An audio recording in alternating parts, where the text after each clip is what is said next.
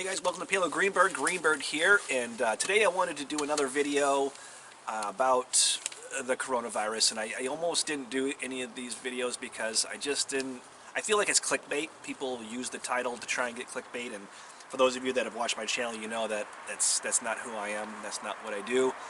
I have very few subscribers, and I'm okay with that because there are people who like what I talk about and what I do. But I did put out a video the other day or two ago, and I got an interesting comment. And I guess just to preface it, if you haven't seen that video yet, it was in regards to all the panic that is surrounding this coronavirus, and I think maybe the spirit of my video was misinterpreted by this one person who actually left a comment saying that I was delusional and not to listen to me. And so I thought, hey, I'm not one of those people who butts head on social media. I responded back to him, hey, thanks for watching, thanks for commenting, and I'm not sure what you think I'm delusional about, but let me know, maybe I have something to learn from you. He chose not to engage, which I think typically is, in most cases, the best thing to do is not to engage in social media conflicts. Not that this was a conflict, but in general. So I let it be, but it made me think, and I thought, maybe that video was put out with a little bit of frustration behind it. Maybe I should, clarify where I stand, because this is something that is very serious, and I am taking it seriously. And I have a couple notes here, just so I can stay organized. I don't normally do that, but there's a lot I wanted to talk about. So I am taking it very seriously because it is actually killing people, and any amount of death is bad, whether it be something that has the ability to kill lots of people, or maybe just certain groups of people. That is a serious thing, and I don't want anybody to feel like I don't appreciate that or understand the magnitude of how that affects other people who maybe it doesn't affect them, but their family members or their loved ones, their friends, whatever it is. So that's what I wanted to talk about, but I wanted to touch upon the real concerns that this is going to have on most of us, because that's kind of where my last video was coming from, is this panic. It's just absolutely absurd and just silly when you think about what people are doing. But before we talk about that, let's talk about the real effects that this could have on each and every one of us who might not be affected with the virus, but still is subject to the ripple effect that it causes. So first one is panic buying. So people are going out there and they're just panic buying. They don't know. They're uninformed, or they just don't know how to react to it.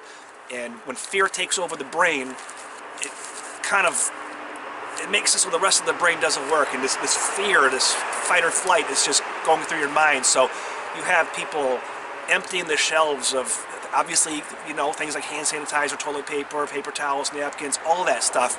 I mean, I went to Walmart in Market Basket, and I don't need any of those things, but I went there anyway, just to kind of see what was going on. And I've never in my lifetime seen these shelves so bare. I mean, literally aisles and aisles of things that you wouldn't even think of. Things like, the whole entire aisle of frozen food at the grocery store that I shop at was just gone. Nothing. No frozen pizzas, no frozen corn, frozen peas.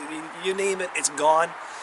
And I get it. People are wanting to stay away and hunker down for a little while, but it's just that affects the 75-year-old lady who maybe doesn't have the budget to stockpile a ton of food. Now she goes to the store, she wants a bag of cheap frozen peas to put in her rice because maybe she's on a fixed income. There's nothing for her. I mean, those are the things that are really affecting most of us.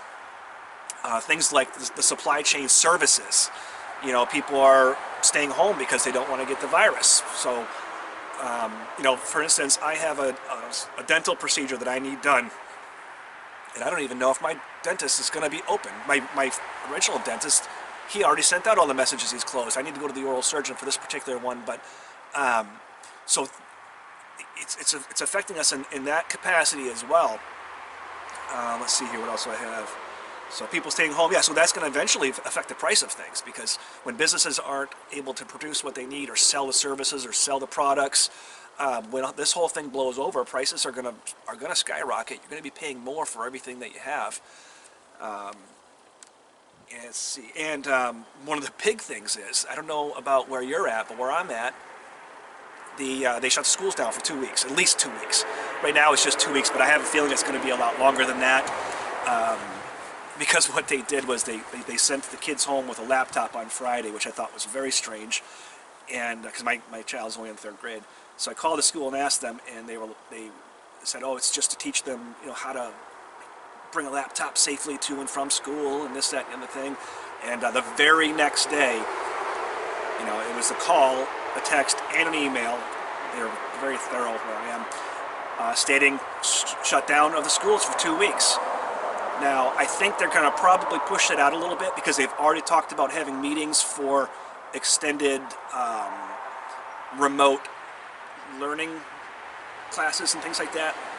So they're already putting together a system for that, and we're encroaching upon April vacation. So I have a feeling it's going to be much longer than they're letting on.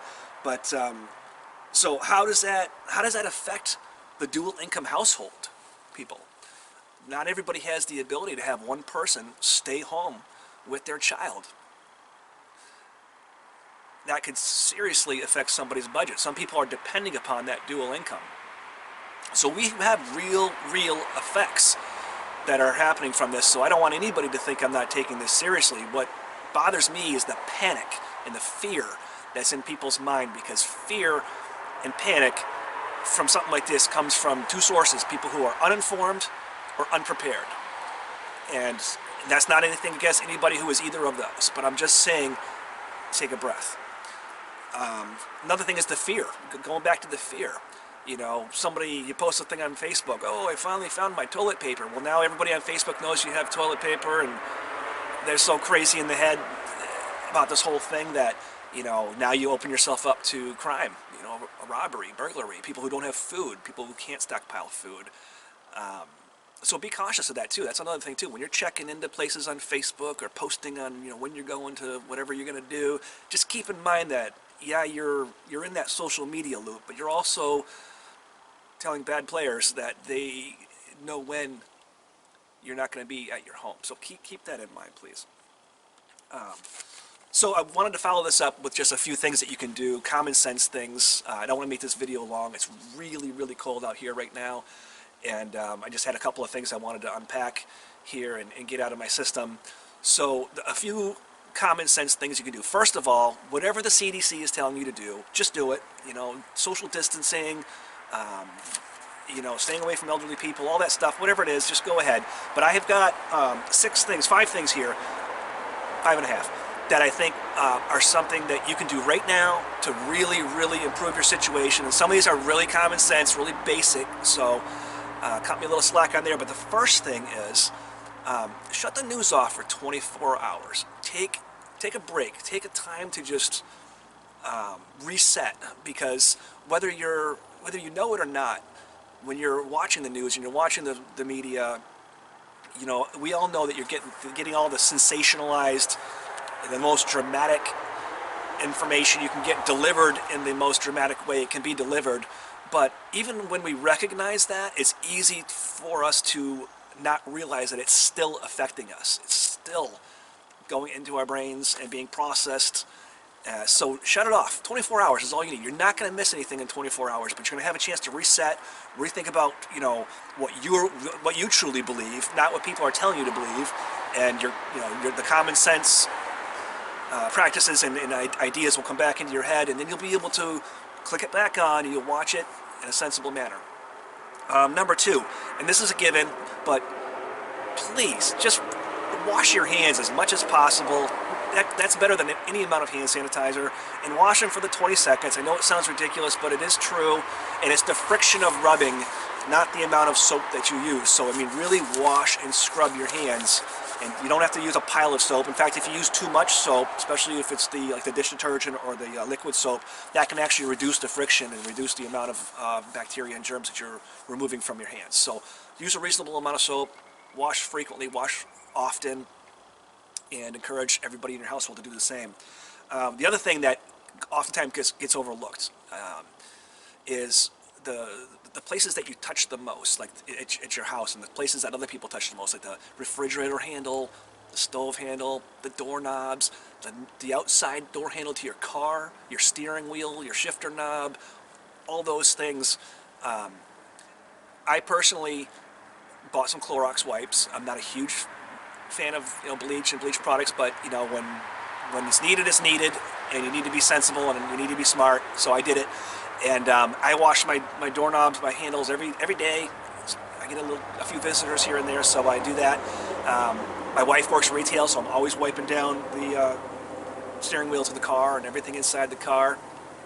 That's sort of like, I've taken on that responsibility, and that's another thing, is we all need to take on the responsibility of protecting not only ourselves but the people around us, which I'll get to in a second. Number 4, shop smart. So smart and stockpiling are two totally different things. What I mean by that is, when you go to the grocery store, plan on going there once that day. I'm the kind of person, I like to shop every day. I like my food fresh. I like to go and I like to get my food. And that's one change that I've made. Is when I went to the store last, I bought probably 3 weeks worth of food. And not to say that I didn't already have 3 weeks of food, but I wanted to be able to add that to my rotation, so that it's less exposure for me going to the store, and I don't have to deal with the madness. And also, you want to get it while it's on the shelf, because people are just freaking out. You'd be surprised the stuff that is unavailable at the store. Or maybe you wouldn't, maybe you know. Luckily, my wife has celiac disease, and we eat gluten-free, and apparently in my area people don't like a lot of gluten-free stuff, so a lot of stuff was available for me, so I was happy about that. So shop smart, not often. That also gives you a stockpile, so that if for some reason they said, hey, stay at home for a few weeks or a month or whatever it is, it's not such a burden on you to purchase those items, to be able to allow you to do so, because you already have a little bit extra anyway, and you really should, but I'll talk about that later too. Number 5, the most important one. Think of other people. Be a good neighbor. When you're thinking about things like, how much hand sanitizer do I have? How much toilet paper do I have? Take into consideration that you may need to help a neighbor that is not as prepared as you are, or is not as mindful as you are in the situation. So, be prepared to have part of your stash of food, supplies, whatever it is, that you're going to share with your local community, with your neighbors, with your family, because the fact of the matter is that somebody will need your help, and most of us are loving human beings, and we don't like to say no, and we don't want to turn people away. So just prepare for that. Be prepared to have extra stuff. The 75-year-old lady that you see at the dollar store looking for hand sanitizer that can't find any, and you have one in your pocket, maybe you take it out and you give it to her, right? So that's a major thing that I think everybody should really consider, because as human beings, part of our job, our responsibility, our morals is to help each other, and no one person can survive by themselves, no matter what you think. I know there are people out there that, they've got a basement full of 25 years of food and 52 shotguns and everything else, and that's fine. There's nothing against prepping. I believe in prepping myself, but I'm just saying, do what makes sense. All right, I'm not going to go off on a tangent on that. One thing, if you do want to extra prepare, or maybe, put yourself in a better spot in case this whole thing gets worse than it is now, is think about some trade items that you can stockpile. Things that maybe you could trade with your neighbor. If your neighbor happened to buy 15 rolls of paper towels and you weren't able to get any, or whatever, things that are tradable. Booze, alcohol is very tradable. If you have access to hydrogen peroxide, isopropyl alcohol, those types of things, pick those things up while you can. There's a bunch of things that's escaping my mind. I mean, obviously ammunition, but that's a whole other thing. So think of those things, those trade items. And when it comes to buying food, I have a couple of ideas for you guys too. There's no need to go crazy and stockpile, 15 bags of rice and 100 bags of beans. I mean, if you like rice and beans, go for it. I do. So, well, I like beans more than rice, but so I do have a lot of those things on hand. But think about things that if you do need to stay home and you do need to stay isolated for a little while, what are you going to eat? You don't want to just think about the sole nutritional value of what you have, because I mean, how many times can you eat beans and rice before you finally get sick of it? So think about things that you do eat, and think about things that last long. I always like to think about things that can be used in multiple different ways. Things like bagels, you can toast them, you can make a pizza out of them, you can do whatever you want with them. You can turn them into croutons if you want. There's just so many things you can do. So I always like to keep a lot of bagels on hand. Things like oatmeal. I personally really like oatmeal, and it's easy to make. It stores well. Doesn't require anything other than water and heat. So that's pretty good. Canned beans is always good to have on hand. I mean, obviously the dry beans are good too, but it's nice to be able to just pop open a can of beans and eat it when you need it. See what I did there? Okay, canned tomatoes. Canned tomatoes and pasta. Pasta lasts forever in the cupboard. Canned tomatoes last forever in the cupboard. It's stuff you can always rotate through if you never use it. Things like potatoes, bread. Bread lasts pretty good, especially if you put it in the freezer. V8 juice is pumped full of vitamins and minerals, so it's nice to have on the fly. Bacon. Bacon has a good shelf life. So just when you're shopping, if you're looking for things that you're intentionally buying to have during a time when you maybe don't want to leave the house for 30, 60 days, whatever it is, I suggest 90 days, but that's a whole other video. Then think of things that are going to last a while in your refrigerator, things that are going to have a good shelf life, and things that you're going to eat. Because if you don't buy things that you're going to eat, you're not going to eat them. That's just the bottom line. So anyway, I wanted to make this video short. I'm sure I forgot a bunch of things, but I just want to make sure everybody out there knows that, yeah, my last video had a little bit of frustration with it because all these people who are fear-ridden and panicked, they boil my blood because there's so many other solutions other than fear and panic.